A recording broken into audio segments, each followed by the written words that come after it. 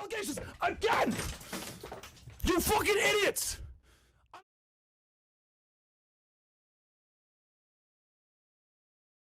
Wrestling fans, what's going on, man? It's Black Couch Booking here with a brand new video. If you're new to the channel, please like, comment, subscribe, and if you're old to the channel, man, please watch all of my old videos. Y'all already know the intro, but man, this is gonna be a good one. I want to get right into it, so let me start off by saying this.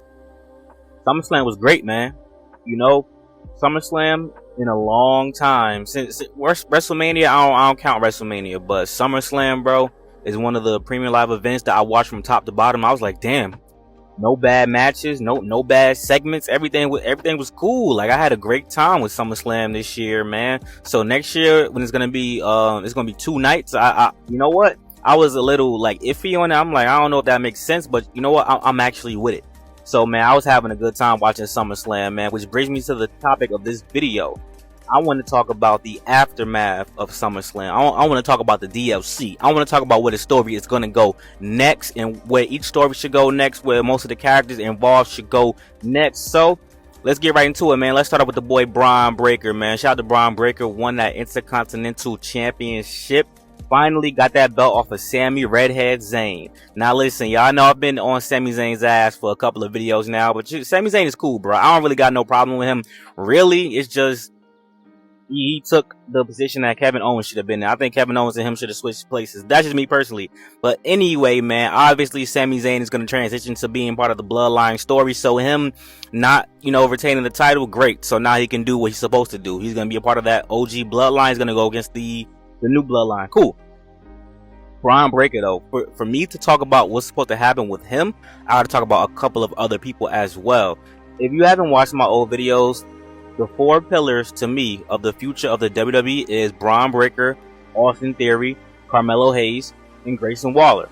With that being said, we have to turn some of these guys babyface. It's too many. All 4 of them are basically heels right now. Obviously, we see the Austin Theory face turn coming very soon, but they're teasing that shit too much, and I'm starting to get annoyed with that. Just hurry up and do it. Austin Theory is my favorite out of the bunch. So what we need to do is we need to have Austin Theory, Grayson Waller feud. Winner leaves SmackDown. Austin Theory turns face, beats Grayson Waller, send Grayson Waller to Raw. We can have Grayson Waller versus Bron Breakker, which is basically a modern day Miz versus whoever you want Bron Breakker to be. Bron Breakker's archetype could be the Goldberg, the Brock Lesnar's of the world, the whoever you want him to be, he can be that. So that's what we need to do, and then we can get Carmelo Hayes versus Austin Theory, and then eventually we'll have these guys keep crossing paths. So that's pretty simple and easy. You know what I'm saying? The Intercontinental Championship looked great with Bron Breakker. I do wish if he's gonna be a heel, bro, we gotta change his attire. I know why he wears the color that he wears for his family. His uncle, his pops used to wear like wacky attire, but if you're a heel, bro, I want to see the neutral colors. I want to see the cool designs. You know what I'm saying? Maybe chains going through the singlet. You know what I'm saying? But whatever, that's neither here nor there. I'm a nitpicky bitch. Sorry. Let's stay on the mid-card championship, United States Championship. This one is kind of difficult for me. I feel like Carmelo Hayes is going to take that belt off of LA Knight eventually, but for now, I think you should just do a LA Knight like a open challenge type of thing with the United States Championship. That always works for the US Championship, and I feel like LA Knight needs to like have big matches now. Like have Shinsuke Nakamura come back, go against LA Knight, have AJ Styles against LA Knight. You know what I'm saying? Stuff like that. I wish Chad Gable was on the roster. I think that would have been a good match for him, but realistically, what I could see happening with LA Knight is Carmelo Hayes eventually taking that belt off of him, and we finally get the Carmelo Hayes MVP type of run. But LA Knight's gonna be good for now. Let's just see if y'all turn on him now that he's champion. I can't wait to see. Title run was mid. Damn, LA Knight's mid. I'm tired of I can't wait to see you motherfuckers. I'm looking forward to the bullshit because I know it's coming. So yeah, so that's what I think should happen. With LA Knight. As far as Logan Paul goes, can we finally get Logan Paul versus Bad Bunny? That's all we want realistically. I want to see Logan Paul and Bad Bunny go at it. I'm waiting for that. So yeah, that's what we want from them. Before we get to the main championships, let's talk about this Drew McIntyre, Seth Rollins, and CM Punk. I fucking told you. That's all I can say. The real story here is Seth Rollins versus CM Punk. Now, do I think we'll get a triple threat match? It's possible, but what I can also see happening is we get Seth Rollins versus CM Punk at Bad Blood, perhaps, maybe. We get that first, and then the triple threat match like, it's gonna be hard to stretch this shit to WrestleMania, I think, unless somebody gets, you know, kayfabe hurt. But let's get Seth Rollins versus CM Punk at Bad Blood. And I know AJ Lee doesn't want to come back, but we need justification of something that Becky Lynch can do when she resigns. I think AJ Lee versus Becky Lynch, dream match, you know, match for the ages, match that a lot of people haven't seen. You know, I think we should get that. AJ Lee doesn't want to come back to wrestling, but she could do one match, bro. She don't got to come back permanently. She could do promos, she could do call outs and blah blah blah, and you know, she could send the young girls on Becky Lynch until she's ready. Whatever we want to do to get to where we need to get. I think we should also include Becky Lynch and AJ Lee in this and have them have a match, and then we can focus on CM Punk and Seth Rollins. Like I said, if you want to include Drew and keep him as a part of the rivalry, you can do that. But I think Drew McIntyre can move on. I'm not gonna lie. Drew McIntyre versus Gunther would feed families. I think Drew McIntyre can move on. I think, well, he has the bracelet still, so obviously he's not going to move on. But realistically, we don't need to make it a triple threat. We could do Seth versus CM Punk for WrestleMania. And Drew can go after that World Heavyweight Championship that he's probably not going to get, because I think Gunther's going to have a year-long reign, which sucks because y'all know I hate them long-ass title reigns. I love what Triple H has been doing, passing the belts around. You know what I'm saying? But it is what it is. Let's get to Nia Jax, man. I told y'all this might be Bayley's last run as WWE Women's Champion. She lost, like I said she would. We needed the King and Queen of the Ring to at least win this first time, where the stipulation now is if you win the tournament, you have an automatic title shot at SummerSlam, which they should keep that going. So we needed that. We needed both of them to win to justify that, you know, the King and Queen of the Ring actually means something. And like, this is Bayley's last run. They might give her a rematch. I do think they should bring back a rematch clause for the former champion in most cases, or if just for the main world champions. But I think Bayley and Nia Jax might go at it one more time. I do see Tiffany Stratton cashing in, which is what I don't want to happen. I actually want Tiffany Stratton to cash in on the next the next story that I'm going to talk about, but that's neither here nor there. So we'll see what happens with that. But shout out to Nia Jax, man. I'm definitely gonna see her going against Naomi in a title match, beating her obviously. And you know what? I think we might get Jade Cargill up in there to get a shot, because I don't think they're going to win back those tag team championships. I think we might get Jade Cargill to get a shot down the line. I just don't know how fast they want to move, because I'll talk about that as well later on. That might play a big role in what's about to happen. Rhea Ripley versus Liv Morgan. Great match. Had fun. Everything involved. It's gonna keep going, obviously. I think they probably gonna get their match at Bad Blood. I mean, it would make sense for the premium live event. Like that's a Bad Blood, you know, type of feud. And I think Rhea Ripley's gonna take it, and I don't know where they're gonna go after that. But here's what's gonna happen. The Judgment Day should not disband. The new Judgment Day is basically Finn Balor, JD McDonough, Dominic Mysterio, Liv Morgan, and then Carlito.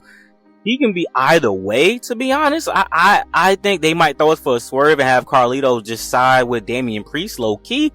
Well, you never know. I mean, anything is possible, but I think Carlito has more long term, you know what I'm saying? Maybe because it always seemed like Damian Priest didn't want Carlito to be in, blah blah blah, but they're gonna make something happen where I think Carlito's gonna turn, because we need to have the sides even.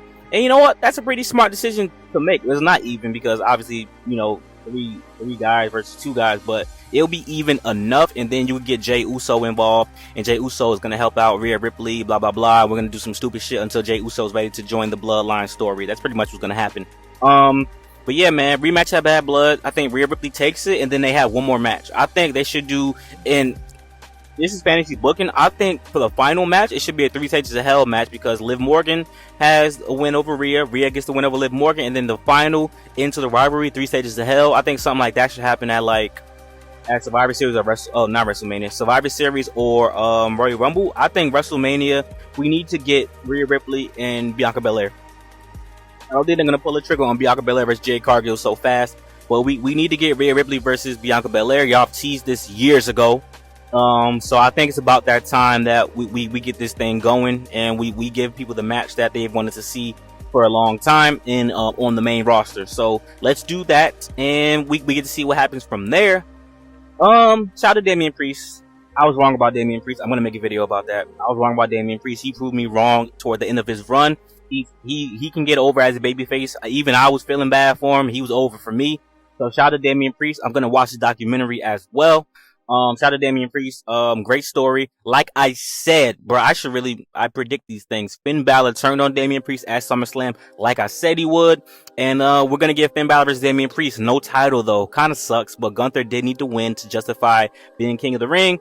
I really did want Finn versus Damian Priest for the title because I want Finn Balor to be world champion again, but I did just drop a video saying that man not gonna be world champion. I'm sorry. I hate to kill the Finn Balor fan dreams, and I'm killing my own dream, but Finn Balor's not gonna be world champion again, which really sucks for me because Finn Balor is one of the most talented guys ever, and to only be universal champion for like a day is really some fucking bullshit. But that's neither here nor there. He could go down as one of the greatest NXT champions of all time, so I'll live with that. And you know, he's done so much in his career. Shout out to Finn Balor, man. But yeah, Damian Priest, babyface run. Ripley babyface run. This is going to be very interesting. This is probably the story that I'm most interested in because there are a lot of intricacies and there's still a lot of twists and turns that they could still do. Obviously, Dom and Liv Morgan got to split up eventually. So I really think, like I said, I think Dom is going to join one more faction, and I think it's going to be with Santos Escobar, but that's neither here nor there. And last but not least, Cody Rhodes, Sikoa, the Bloodline. Obviously, the Bloodline story is about to take precedent over everything over on Smackdown, which sucks. It's really going to make Cody Rhodes feel like a background character.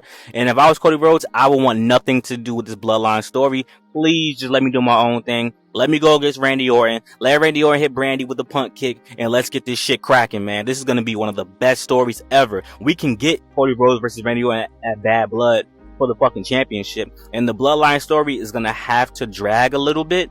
But if you want Roman to start competing immediately, I don't think you do Roman versus Solo at Bad Blood. Jacob Fatu getting injured fucked that up greatly. But maybe we get a tag team championship match. We hurry up and rush the Usos getting back together, which isn't really a rush. We have August and September. I think Bad Blood is in October, right? So we hurry up and get that shit situated. We get the Usos back together. We get the Usos versus, Jacob Fatu. What if Jacob Fatu can't do, you got to put Tama Tonga and Takaloa as the champions, which they've done and stayed with a lot of times. Have them pin the belts, go against the Usos, and then we go from there. But I think we're gonna get the Bloodline versus the Bloodline at War Games, and then that's when The Rock comes back. He takes over the new Bloodline. Then he goes against Roman. We get Rock versus Roman at WrestleMania. Pretty self-explanatory. Nothing too crazy. Roman, I don't like that WrestleMania version of his theme. I think that was the WrestleMania version of his theme. The old theme song hits way more harder for me. But he's a babyface, so they gotta change something. Why they fucking changing everybody's theme song though? Everybody's new version of the theme song is fucking ass. Austin Theory's new version of the theme song is fucking ass. Naomi's theme song is fucking ass. Andrade's theme song is fucking ass. Everybody's shit is ass. Braun Breaker probably got the best change for me, and Karrion Kross's new theme song is ass too. I love the old one. But anyway, man, if you're new to the channel, like, comment, subscribe. Thank you for the love and support. I hope this shit comes out good, man. We got a lot of editing to do today. Peace out, man. I'll talk to y'all soon, man. I have 3 weeks worth of topics that I can go over, so my uploads is not going to stop anytime soon, man. I'll talk to y'all later. Peace out.